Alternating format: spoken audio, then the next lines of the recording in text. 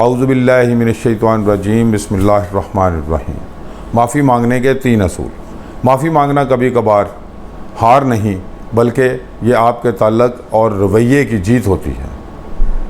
معافی مانگنا ہر کسی کو نہیں آتی۔ معافی مانگنے سے روکنے والی چیز آپ کی انا ہوتی ہے جو آپ کو اس فعل سے روکتی ہے۔ اگر آپ تھوڑا سا صبر کر کے سوچیں تو آپ کو سمجھ آ جائے گی کہ معافی مانگنا اتنا مشکل نہیں ہے جتنا مشکل اس رشتے یا کام کو خراب کر دینے کی اذیت سے گزرنا پڑتا ہے۔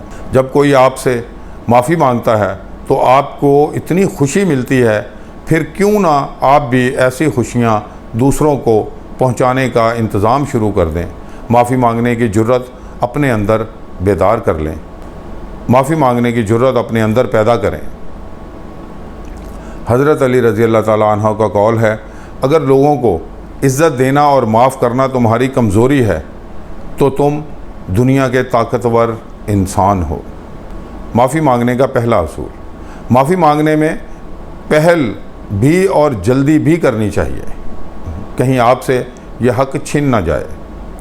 کسی بھی جھگڑے کو وقت کے انتظار پر مت چھوڑو کہ وقت کے ساتھ سب ٹھیک ہو جائے گا۔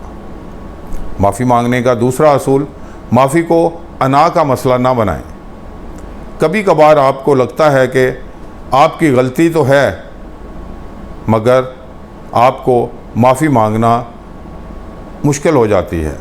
جبکہ آپ کو یہ احساس ہو جائے کہ آپ کی غلطی ہے تو آپ کو یہ معافی مانگنا مشکل نہیں بلکہ آسان ہو جانی چاہیے۔ معافی مانگنے میں کوئی مشکل پیش نہیں آنی چاہیے۔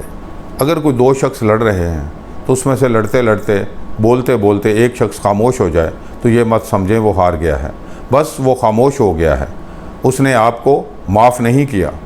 غلطی نہ ہونے پر بھی معافی مانگ لینا معافی مانگنے کا دوسرا اصول ہے۔ معافی مانگنے کا تیسرا اصول، اپنی غلطیوں کو تسلیم کر لینے سے معافی مانگنا آسان ہو جاتی ہے۔ اللہ تعالیٰ سب سے بڑا معاف کرنے والا ہے، مگر اللہ آپ کی ان غلطیوں کو معاف کرتا ہے جو آپ اور اس کے درمیان معاملہ ہے۔ مگر کسی انسان کے ساتھ کی گئی زیادتی، برا سلوک، حق تلفی کو صرف انسان ہی معاف کرے تو چھٹکارا ہوتا ہے، ورنہ تو اس کا بدلہ آپ کو اپنے اعمال سے چکانا ہوگا اور تلافی بھی کرنا ہوگی۔